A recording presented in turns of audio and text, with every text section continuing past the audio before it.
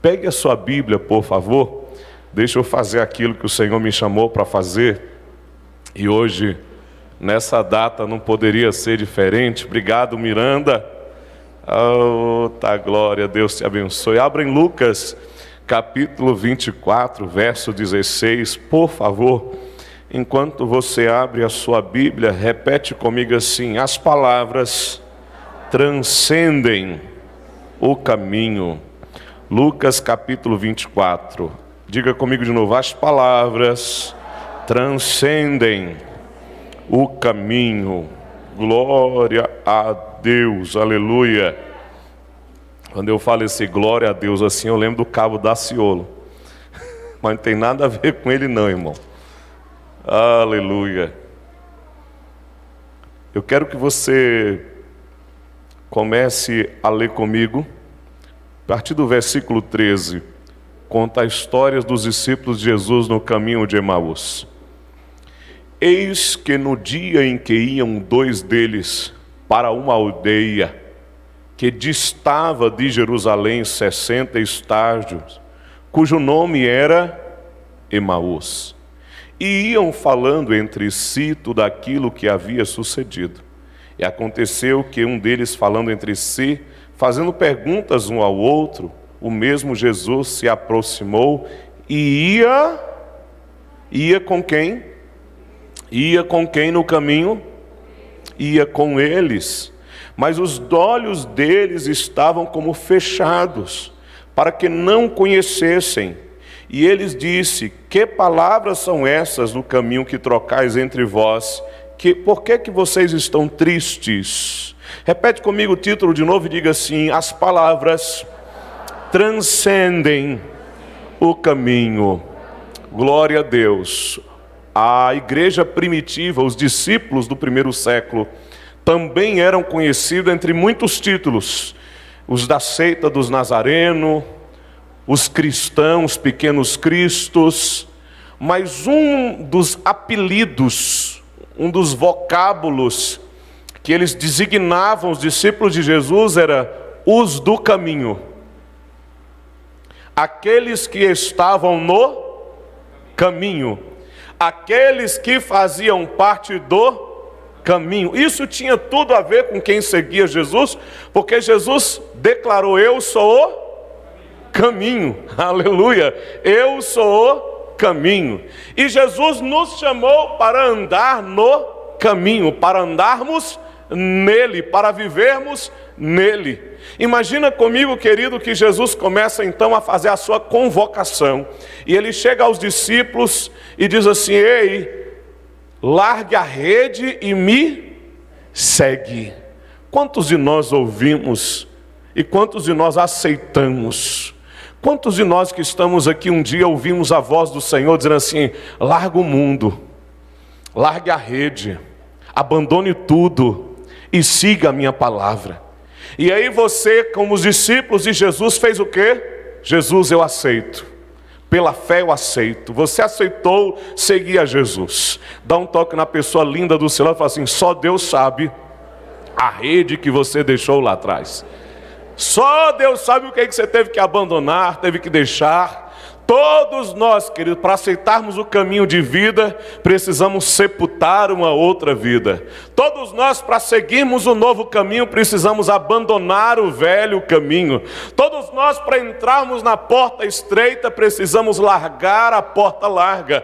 E então, abandonando, nós começamos a seguir Jesus. A pergunta então desta noite, a primeira pergunta da noite é o seguinte: se você soubesse que ia dar no que deu, você teria resolvido seguir a Jesus no caminho?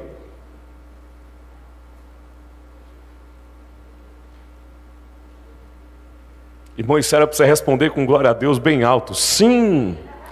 Mas eu vou repetir de novo, talvez você não entendeu, tá bom?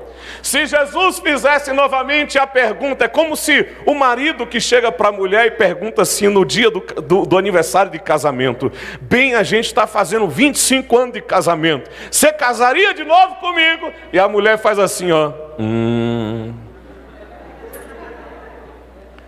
Hein, irmão? O silêncio da mulher. Me imagine Misericórdia, Jesus. Imagine aí a mulher chegando para o marido, aniversário de bodas, 25 anos. Meu bem, você casaria comigo de novo? Aí o marido. Então a pergunta que eu vou lhe fazer de novo, para que você entenda, se Jesus te chamasse para você seguir, você aceitaria Jesus de novo? Amém. Você faria tudo de novo? Você continuaria no caminho? Aleluia, eu casaria de novo. Oh, glória, aleluia. Ai, Deus eterno, os discípulos de Jesus fizeram isso, querido. Esse texto que nós lemos hoje fala a história de 2 discípulos de Jesus. Esses 2 discípulos de Jesus, aqui é revelado o nome dele, que é Cleópatas, era um dos discípulos de Jesus. Não fazia parte do colégio apostólico. Por quê, pastor? Porque Jesus tinha discípulos que faziam parte do colégio apostólico, eram os 12 discípulos, né? E você vai ver no Atos dos Apóstolos, por conta de Judas sai, aí Matias é eleito, então você tem um colégio apostólico, que são os 12. Mas os 12 não eram os únicos discípulos de Jesus. Jesus tinha 70, lembra dos 70? Também eram discípulos de Jesus. Jesus também tinha os discípulos que eram anônimos, que acompanhavam ele de longe. Jesus tinha as mulheres que também eram discípulas que financiavam o ministério de Jesus. Então tinha muita gente seguindo Jesus, era tanta gente seguindo Jesus, que quando Jesus ressuscitou e foi assunto aos céus, 500 pessoas estavam orando no cenáculo quando eles começaram a orar. Ou seja, Jesus tinha um monte de gente que o seguia. Entre eles, esses 2 discípulos. Eles seguiam. Onde Jesus estava, opa, eu quero estar. Aonde Jesus aparecia, eu quero estar. Eu vou ser sincero para os irmãos, que se Jesus também estivesse vivendo nesse tempo, eu seguiria ele onde ele for. Porque eu queria ver o paralítico andar, queria ver o cego ver, queria ver o morto falar. Eu queria ver milagre. E os discípulos de Jesus viveram isso, viveram milagre, viram milagre, experimentaram milagre, e era uma coisa muito gostosa. Mas você precisa entender o porquê que eles seguiam a Jesus.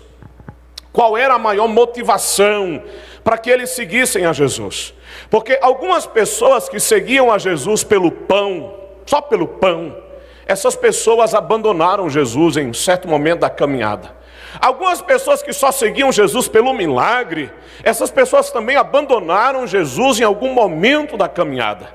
Mas alguns discípulos perseveravam no caminho. Por quê, pastor? Porque eles acreditavam que Jesus era o Messias. Quem era o Messias, pastor? O Messias, você precisa entender quem é o Messias. Para quem está assistindo a novela Gênesis, inclusive, daqui a pouco começa Jesus, né? Estou assistindo aquela novela, coisa linda. Estou fã da novela da Record. Mas vamos voltar para a mensagem. Quem é o Messias? O Messias é porque quando Adão e Eva pecou, lá em Gênesis 3,15, Deus faz uma promessa. Qual promessa? Da semente da mulher nascerá um que esmagará a cabeça da... Quem é o Messias? O Messias era aquele que nasceria descendente de Adão e Eva, que venceria o diabo. E Deus vem prometendo esse Messias, esse ungido, a palavra ungido, que quer dizer o Cristo, esse Messias, esse enviado de Deus, que viria para resgatar Israel, salvar a descendência de Abraão, reinar no reinado de Davi. Israel vivia na expectativa do Messias, e quando Jesus começa a multiplicar o pão, havia uma profecia que diria que o Messias multiplicaria pão e daria pão ao faminto. Meu Deus do céu, os discípulos quando viram Jesus dando pão, falou assim, é esse o Messias? Os discípulos quando viram Jesus dizer, Lázaro sai para fora, os discípulos disseram, é esse o Messias? Quando os discípulos viram Jesus dizer para a filha de Jairo, Talita cumi, ela levanta, meu Deus do céu, quem é esse que dá ordem na morte, a morte devolve o morto? Esse só pode ser o Messias. E quando estava aquela tempestade, o mar bravio no meio do mar da Galileia, e os discípulos indo com um barquinho a pique, e de repente aquele Jesus disse assim, acalma-te mar, aquieta vento. Que homem é esse que até o mar e o vento lhe obedecem? Só pode ser quem? o Messias, a semente da mulher. E aí eles nutrem uma expectativa, eles nutrem uma esperança, eles nutrem uma fé em cima de Jesus. Então eles botam na cabeça: ei, esse Jesus vai derrubar o governo de Roma, vai destituir César, vai destituir o governo de Roma, nós vamos voltar a ser uma potência mundial, Israel vai voltar a ser uma grande nação, nós não viveremos mais debaixo do reinado de Roma, do subjugo de Roma. Meu Deus do céu! Mas os discípulos não entenderam que Jesus não veio fazer reforma política, porque ele mesmo disse: o meu reino não é deste mundo. E logo depois Paulo vai dizer: porque o reino de Deus não é comida nem bebida. Então Jesus não veio fazer uma revolução humana com arma. Muito pelo contrário, Jesus, ao invés de matar, ele doou a sua própria vida. Quando Pedro levanta a espada para lutar e dar sua vida por Jesus e corta a orelha do Malco, do soldado, Jesus diz assim: Pedro, abaixa a arma. Eu vou morrer, Pedro. Você entende comigo que acontece uma frustração no coração dos discípulos?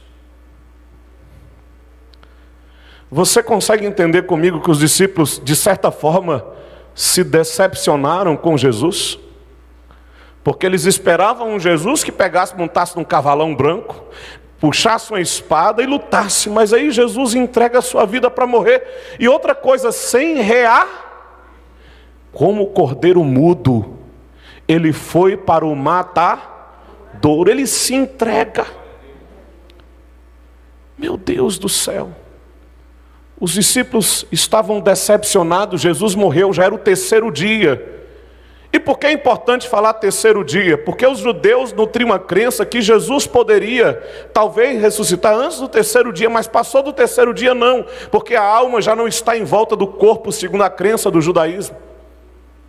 Então para os discípulos agora é uma grande tristeza, uma grande decepção. E se você for comigo no texto de Lucas capítulo 24, você vai ver no verso 17, que palavras são estas que vocês estão trocando entre vocês dois, andando no caminho?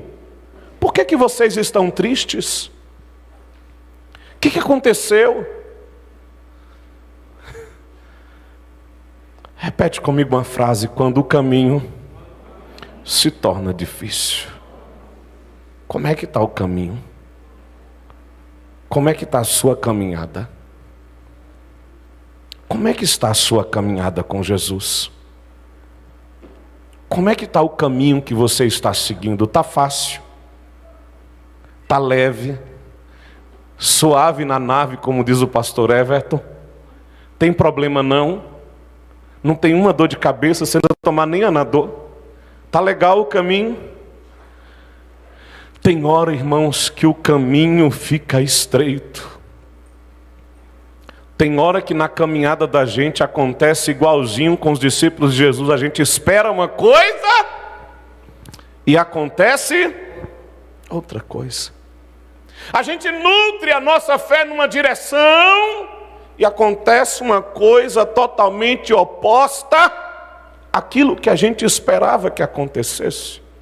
E quando as coisas do caminho não acontecem de conforme a gente queria, e quando as coisas do caminho não ocorrem como as nossas expectativas, e quando as coisas do caminho não se solucionam como nós gostaríamos que solucionassem, a gente começa então a perder a direção do caminho.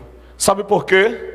Porque esses dois discípulos não deveriam ir para Emaús, eles deveriam ir para Jerusalém. A ordem de Jesus foi ficar em Jerusalém, mas eles estavam indo para Emaús. Meu Deus do céu, sabe, querido, quando a pancada é tão grande que a gente começa a sair da direção, a sair do caminho.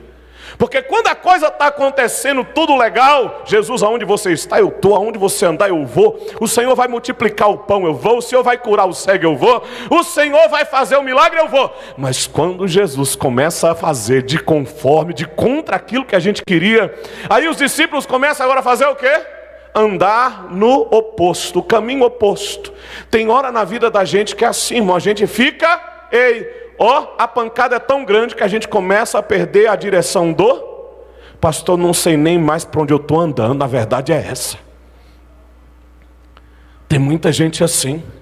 Eu não sei nem mais para onde eu estou indo, pastor. Eu sabia, minha vida estava organizada, minha vida estava bonitinha, eu estava indo para a igreja, eu estava indo para o culto, estava lendo a Bíblia, eu estava crendo em Deus. Mas a vida da gente de repente vira de cabeça para baixo, pastor. De repente a vida da gente é uma montanha russa, a gente está lá em cima e a gente vai lá para baixo, pastor. E quando a vida da gente dá essa rodada, pastor, a gente perde o rumo. E os discípulos estavam no caminho de Emaús sem rumo, na direção oposta a qual Jesus estava enviando. E aí é interessante que eles estão tristes, decepcionados. E aí Jesus encosta. Sabe qual é o gostoso de Jesus? Que mesmo quando você perde o rumo, Ele te encontra. Ele te acha. Mesmo quando você perde a direção, Ele te cata. Dá um toque na pessoa linda perto de você e fala assim: Jesus vai te pegar. Aonde você for, Ele chega lá. Por isso o salmista vai dizer assim: de onde me irei da tua presença? E de onde fugirei da tua face? Se eu pegar a estrela da alva, tu ali estás. Se pegar as profundezas do mar, ali também o Senhor está. O salmista chega a dizer assim: tu me cerca por detrás e por diante, e sobre mim tu colocas a tua mão. Querido, mesmo que você se perca, Ele não te perde, Ele te acha. Ele é especialista em nos encontrar, mesmo quando nós nos perdemos em nós mesmos. Mesmo quando a gente fica sem direção, mesmo quando a gente está desapontado, decepcionado, mesmo quando a fé é pequena. Escuta só, Jesus chega perto deles e pergunta: por que vocês estão assim? E eles começam a dizer assim: você está por fora dos acontecimentos? Você não sabe que o Nazareno, nós aguardávamos que ele fosse o Messias, mas ele foi preso, foi crucificado, foi morto, e já é o terceiro dia. Nós até soubemos, irmão, isso aqui é gostoso demais, isso aqui é palavra, isso aqui é lindo. Vamos para a palavra. Olha, nós até soubemos que algumas mulheres viram ele ressuscitado. Está escrito aqui. Olha, a gente até soube que teve umas mulheres que viram ele, contaram para a gente. Versículo 23, e não achando o seu corpo, voltaram dizendo que também tinham visto ele em uma visão dos anjos. E alguns dos que estavam conosco foram ao sepulcro e acharam assim ser as mulheres que havia dito, porém a ele não viram. O que eles estão dizendo aqui? Alguns discípulos disseram que ele ressuscitou, mas a gente não acredita muito não. Algumas mulheres dizem ter visto 2 anjos, mas a gente está triste. Por que eles estavam tristes? Porque apesar de Maria ter dito para eles, Jesus ressuscitou, ele mesmo com testemunho de Maria, eles não... Porque se eles acreditassem no testemunho de Maria, de Pedro, que Jesus havia ressuscitado, eles não estariam questionando no meio do caminho. Diga comigo assim: quem crê, não questiona, só crê. Porque a crença derruba o questionamento. Quando a gente está na zona da descrença, a gente questiona. Quando a gente está na zona da incredulidade, a gente questiona. Quando a gente está na zona da dúvida, a gente questiona. Eles estavam questionando, por quê, pastor? Porque eles andavam na dúvida. E é interessante que Maria vem e diz: olha, ele ressuscitou, mas eles estão ainda na dúvida. Os discípulos disseram: ele ressuscitou, mas eles estão na... A fé deles está pequena. A fé deles está pequena. Repete comigo uma frase preciosa para essa noite: tem hora que no caminho a fé da gente quase se apaga. Meu Deus do céu. Tem hora que a gente está crente, não está, irmão? Não tem hora que a gente está crente? Tem hora que eu me sinto crente, irmão. Eu estou crentão, sabe? Irmão, tem hora que eu estou crentão assim, crentão, que eu falo, meu Deus do céu, não precisamos provar nada. Mas tem hora, irmão, tem hora que a fé da gente está menos que um grãozinho de mostarda. Jesus falou assim: se tu tiveres fé do tamanho de um grão de mostarda, vai dizer a este monte, sai daqui e põe-te ali, e o monte se colocará. Mas tem hora que a gente procura uma fezinha na gente, do tamanho de um grãozinho de mostarda, e a fé está pequenininha. E os discípulos estão tristes, decepcionados, frustrados. A fé deles está pequena. E o pior de tudo, presta atenção, eles não reconheciam que quem estava falando com eles era Jesus. Jesus está andando com eles, trocando uma ideia. E aí, tudo bem com vocês? Vocês estão falando do quê? Do Messias. Jesus está conversando com eles. E eles não reconhecem que era Jesus. Por quê, pastor? Porque a gente só vê Jesus quando a gente coloca a fé em ação. Dá um toque na pessoa linda e fala assim: você só vai ver Jesus nessa situação quando a sua fé estiver ativada. Você só vai ver Jesus naquela vida quando a sua fé estiver ativada. Você só vai ver Jesus naquele emprego, naquele trabalho, quando a sua fé estiver ativada. Você só vai ver Jesus naquela casa, naquela família, quando a sua fé estiver ativada. Você só vai ver Jesus naquela faculdade, naquela universidade, quando a sua fé estiver ativada. Quando você botar a fé para funcionar, você vai ver Jesus visitando sua casa, sua família, seu trabalho, seu emprego. Você vai ver Jesus passeando, andando. Você vai ver Jesus andando. Eles não viam Jesus andando com eles, porque a fé era pequena demais. Eles não conseguiam enxergar a presença de Jesus, porque eles não tinham fé. E aí sabe o que acontece? Jesus não distancia deles apesar da pequena fé. O que eu acho gostoso em Deus é que mesmo quando a sua fé é pequena, Ele continua do seu lado. Mesmo quando a sua fé se apaga, Ele continua do seu lado. Ele permanece andando com você, Ele vai com você no caminho até você chegar lá. Ele vai lado a lado com você. E Ele está andando, até que então no verso 25, Jesus olha e fala assim: nécios, loucos, e todos de coração para crer, atados, tardos de coração para crer, tudo o que os profetas disseram. Porventura não convinha que o Cristo padecesse estas coisas e entrasse na sua glória? Irmãos, isso aqui eu tenho um recadaço do Pai, presta atenção, porque agora vem um ó do borogodói agora. Por quê, pastor? Porque na cabeça dele Jesus está morto. Na cabeça dos dois discípulos Jesus está morto. Aí Jesus chama eles e fala assim: ei, nécios, vocês não entendem o que Moisés, os profetas e as escrituras disseram a respeito do Cristo? Que convinha que ele morresse, ressuscitasse, entrasse no céu em glória.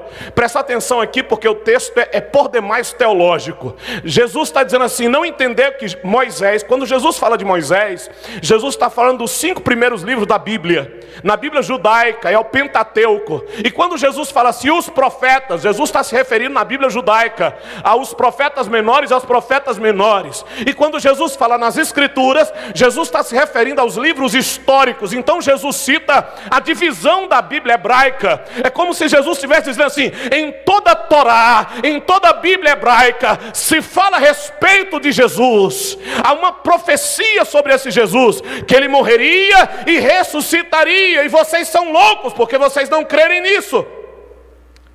Vou trocar em miúdo o que Jesus está dizendo. Vocês têm que decidir se vocês vão viver de acordo às circunstâncias ou de acordo à palavra. Amém? Me ajuda, porque essa é a cereja no bolo. Diga para a pessoa linda do seu lado: você tem que decidir se você vai viver a circunstância ou o que a palavra diz? Porque tem um momento, irmãos, que a palavra está dizendo uma coisa e a situação está dizendo outra. Há um momento na vida da gente que a palavra diz uma coisa e o que está acontecendo na vida da gente está dizendo opostamente o que está acontecendo. E aí você vai ter que decidir se você vai viver a circunstância ou se você vai viver a palavra. Você vai viver a situação ou você vai viver a palavra. E aí a Bíblia vai dizer assim: o justo viverá pela não por vista.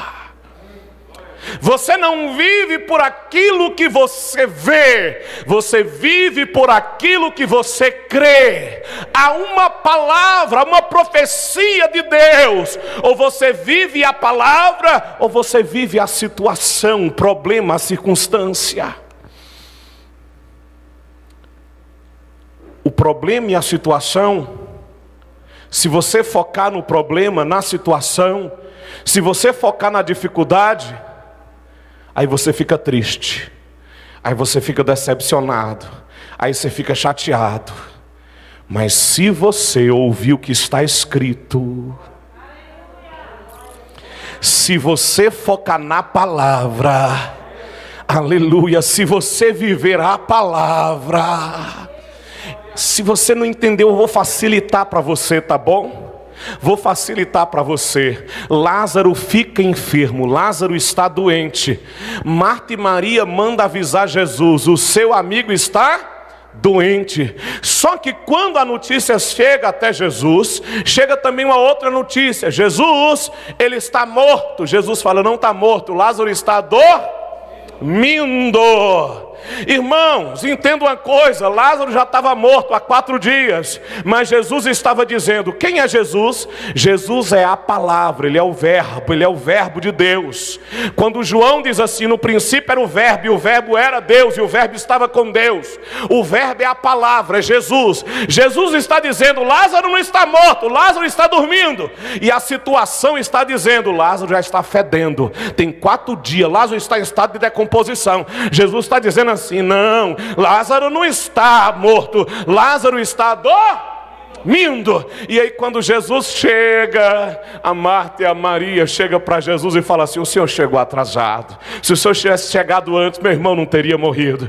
Aí Jesus fala assim: não, você não entendeu, ele vai ressuscitar. Aí a Marta questiona: eu sei, lá no último dia. Jesus fala assim: não, se você crê, todo aquele que crê em mim, ainda que esteja morto, eu sou a ressurreição e a vida. Se creres, tu verás a glória de Deus. E então Jesus chega diante do túmulo de Lázaro. Irmão, o que Jesus estava dizendo? Ele está dormindo. E a situação está dizendo o quê? Ele está morto. Marta e Maria precisavam escolher: ou elas iam viver a situação do defunto, ou a palavra que estava dizendo: ele vai ressuscitar. Quem é que você está ouvindo hoje? A situação? Irmão, isso aqui é de Deus. Diga para a pessoa linda do seu lado: feche a boca da situação. Não deixa a situação gritar no teu ouvido. Não deixa essa circunstância pregar para você. Não deixe essa situação matar a sua fé com palavras. Silencie as circunstâncias, silencie a situação. Ouça o que a profecia está dizendo, ouça o que a palavra está dizendo. Por quê, pastor? Porque a palavra transcende no caminho. Você não vive no caminho o que acontece no caminho, você vive no caminho o que a palavra está dizendo no caminho. O caminho está dizendo: atrás vem Faraó, na frente vem o mar vermelho. E de repente Deus fala para Moisés: eu vou fazer você passar com o pé enxuto no meio do mar vermelho.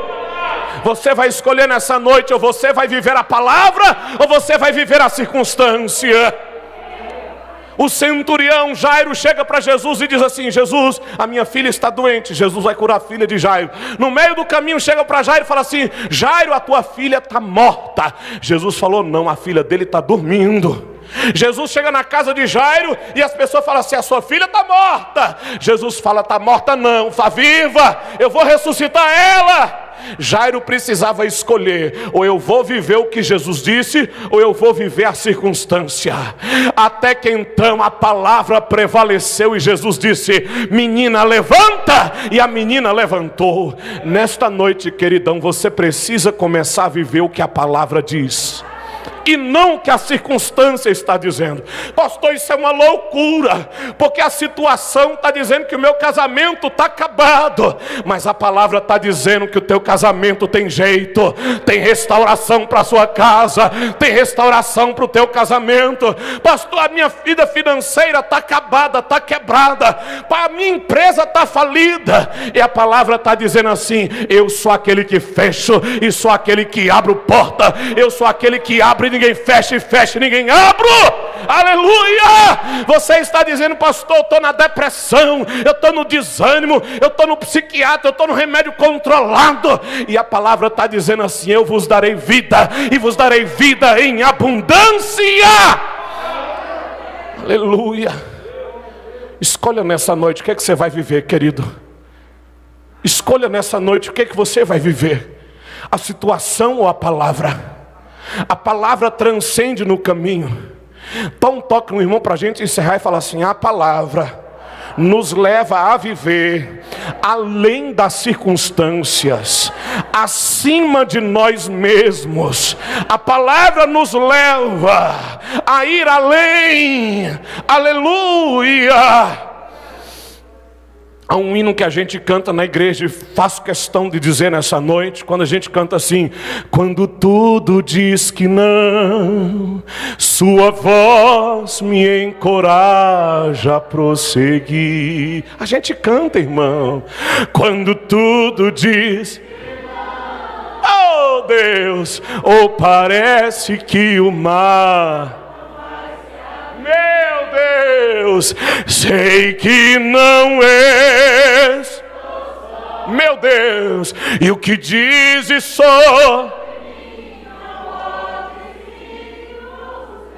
meu Deus, venha em meu e cumpra em mim.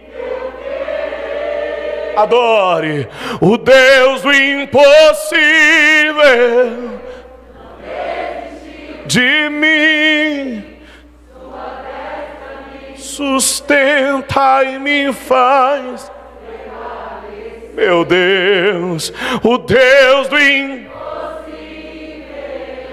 não desistiu de sua destra me prevalecer. O Deus do impossível. Quem é o teu Deus? Fala o nome dele. O Deus do impossível. Quem é o teu Deus? O Deus do impossível. O Deus do impossível.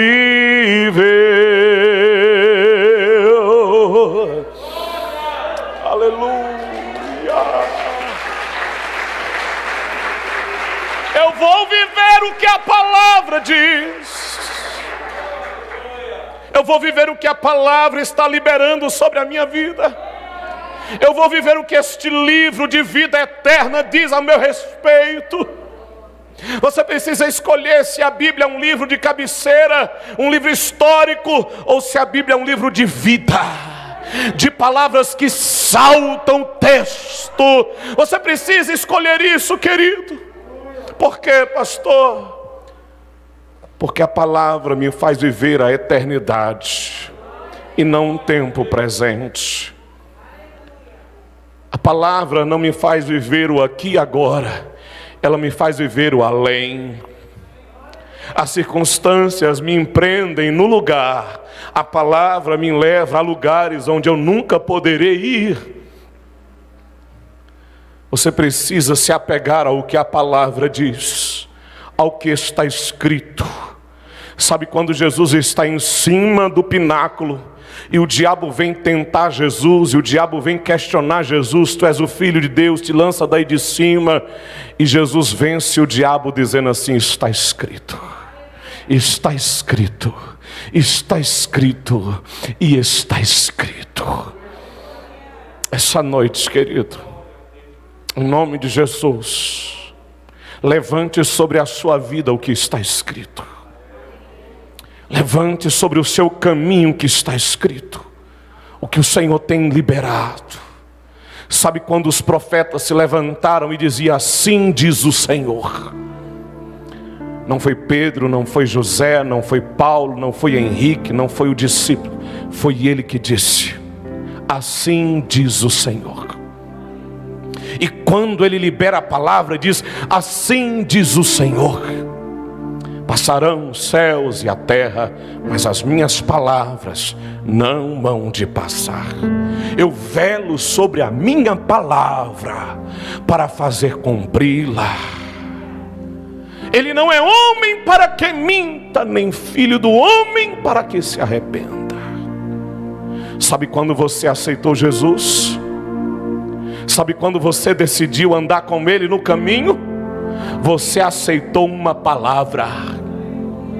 Fica firme na palavra, segura na palavra, pisa na palavra quando lhe faltar o chão, segura na palavra quando lhe faltar as paredes, beba da palavra quando lhe faltar a água, coma da palavra quando lhe faltar o pão, respira a palavra quando lhe faltar o oxigênio, se aqueça com a palavra quando o frio da noite chegar.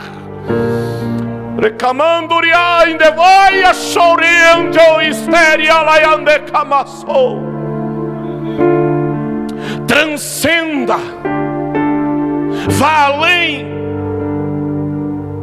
Para de viver por vista, para de viver preso nas circunstâncias. Não é o que o governo diz, não é o que os políticos dizem, não é o que a economia diz, não é o que o mercado econômico diz, não é o que a faculdade diz. É o que Deus falou que faria. É o que Deus falou que aconteceria. Porque quando Ele libera a sua palavra, Ele faz a árvore florescer no deserto.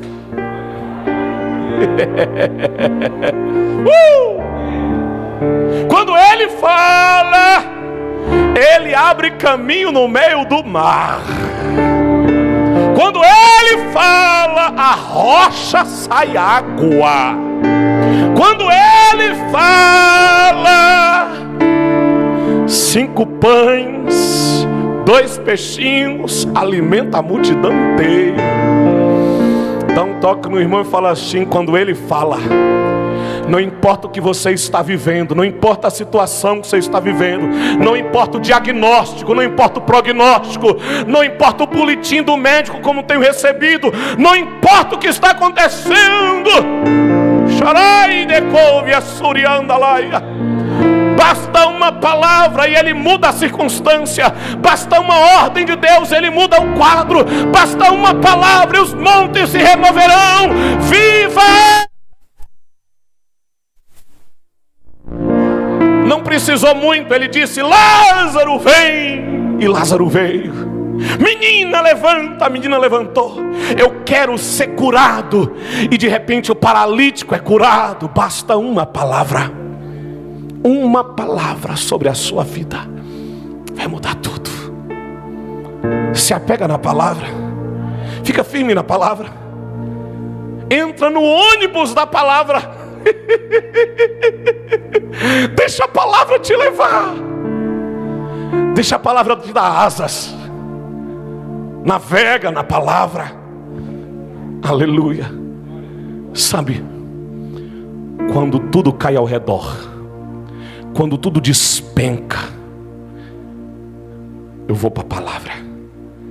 Está escrito: os que confiam no Senhor são como os montes de Sião, que não se abalam, mas permanece para sempre. Assim como os montes estão em volta de Jerusalém, assim está o Senhor em volta do seu povo. Quando a luta vem, eu vou para a palavra, e a palavra diz: 1000 cairão do teu lado, 10.000 à tua direita, e tu não serás atingido. Sabe, irmão, quando tudo parece que vai dar errado, vai despencar, eu vou para a palavra. Oh, glória a Deus. Eu vou para a palavra. Ela diz assim: não se turbe o vosso coração. Crede em Deus, crede também em mim. Eu vou para a palavra. Escuto ele dizendo assim: filho, te chamo pelo teu nome, tu és meu. Se tu passares pelas águas, não te submergerão. Se tu passares pelo fogo, as chamas não arderão em ti. Pois eu sou o Senhor, o teu Deus, que te guardo e te digo: não temas. O que você está vivendo hoje?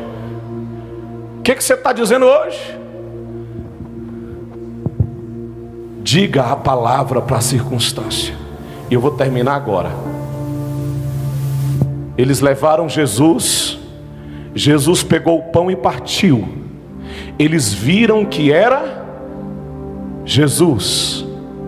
Eles estavam tristes por quê? Porque Jesus estava morto. Mas de repente Jesus aparece vivo. Diga comigo: a palavra se materializou.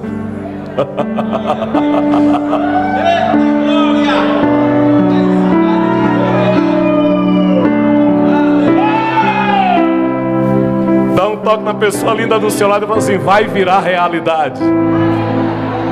Tudo que ele disse vai virar realidade. Toda palavra liberada vai virar realidade. Porque tem hora que a palavra que transcende, ela se manifesta e ela vira verdade na sua vida. Você vai viver o que está dito ao teu respeito. Eu amo o salmista quando ele no salmo fala assim: o Senhor cumprirá na minha vida aquilo que me diz respeito. Tudo que lhe diz respeito se cumprirá. Você entende isso? Você vai viver a palavra. Continua no caminho, fica firme no caminho, segura na palavra no caminho, porque você vai viver a palavra no caminho. Você pode ficar de pé comigo em nome de Jesus? A gente já está encerrando. Tem crente aqui andando no caminho, irmão? Tem crente aqui andando no caminho? Fala para a pessoa linda do seu lado assim: e Jesus está andando do seu lado. Como andou do lado dos dois discípulos, ele vai andando do seu lado, ele vai andando do seu lado, ele vai andando do seu lado. E os discípulos disseram depois assim: você sentia como o nosso coração estava queimando quando ele falava conosco? Quem anda com Jesus tem o coração queimando, coração incendiado. Oh, pastor, eu sinto um trem diferente quando eu vejo Jesus. É o coração queimando. Tem gente hoje aqui com o coração queimando. É quando Jesus chega perto de você. Eu sei que o caminho está difícil. Eu sei que o caminho está difícil. Tem pedra, tem espinho no caminho, tem buraco no caminho. Está difícil o caminho, mas Jesus está do seu lado, andando, caminhando com você. Aleluia. Dará chorecanda alabaço. Feche os seus olhos, deixa eu orar pela sua vida em nome de Jesus. Ele vai te catar no meio do caminho, ele vai se aproximar de você no meio do caminho, ele vai chegar junto de você no meio do caminho. Meu Deus, eu creio nesta palavra, eu tomo posse desta palavra, eu vivo esta palavra.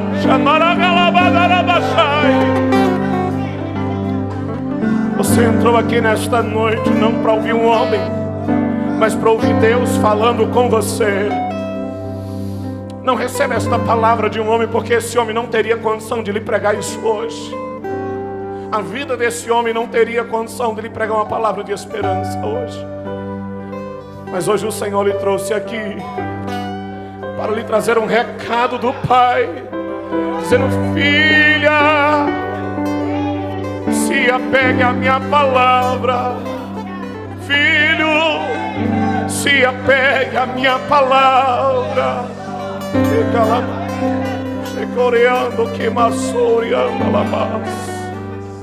Segura a palavra. A palavra vai começar a trazer as coisas para o lugar na sua vida. Sabe quando Deus disse haja, Ele chama a existência as coisas que não existem pelo poder da sua palavra. A palavra vai abrir a porta onde ela tem que ser aberta. A palavra vai trazer a existência que precisa existir na sua vida. A palavra vai restaurar o que precisa ser restaurado na sua vida. A palavra vai lavar o que tem que ser lavado na sua vida. Deixa a palavra reinar sobre você. Uau! Se eu pudesse que você entendesse o que eu estou pregando hoje. Aleluia. Uma posse dessa palavra em nome de Jesus. Deus abençoe sua vida. Eu queria chamar nossa missionária Rosana, não gosta de chamar de pastora, mas uma pastora, Rosana, vem cá, porque a oração é para os dois, né? É uma só carne. Glória a Deus. Né? Nós temos uma lembrancinha para ofertar ao pastor. Irmã Irane, por favor, traz aqui. Glória a Deus. Tudo que nós podemos oferecer aqui ao pastor é muito pouco, mas o coração nosso é grande. Eu queria que a igreja ficasse de pé. Chama a Gil aqui à frente. Vem cá, Gil, comigo aqui. Representando a igreja, representando os pastores da igreja, representando toda a comunidade. Que você possa impor suas mãos para aqui, para que nós possamos orar por esse casal, porque uma só carne. Pastor Henrique é o nosso pastor, nosso Senhor, o homem de Deus, o homem que Deus colocou aqui para guiar a igreja, né? Então, Senhor amado, nós te louvamos pela vida do pastor Henrique. Nós louvamos a Deus porque sabemos que és um homem escolhido, como está na palavra, que colocou o seu coração à disposição do Senhor, que o Senhor tem usado e tem gastado de maneira que em todo o tempo, Pai, para a glória do Teu nome, Senhor. Ele tem cuidado das Tuas ovelhas. Por isso, Senhor, nós somos privilegiados de estar aqui nesta noite, abençoando, abraçando o Teu servo, Pai. Que a graça do Senhor seja cada vez mais abundante, que o Senhor possa capacitá-lo, a irmã Rosana, a senhora missionária do Senhor que colocou ao lado dele, que os dois juntos possam crescer, possam prosperar cada vez mais em Ti, Senhor. Eles tomaram o ônibus da palavra, tomaram posse, Senhor, e têm compreendido, Senhor, o propósito do Senhor para crescimento do reino, que o Senhor possa derramar cada vez mais bênçãos, ó Deus.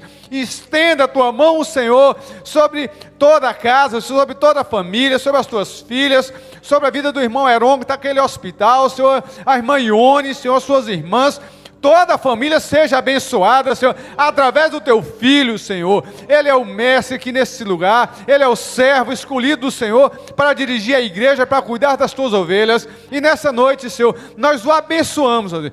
Que a graça do Senhor seja abundante sobre a vida dele em todo o tempo, Pai, para a glória do Teu nome que nós oramos e Te agradecemos em nome de Jesus. Amém? Glória a Deus.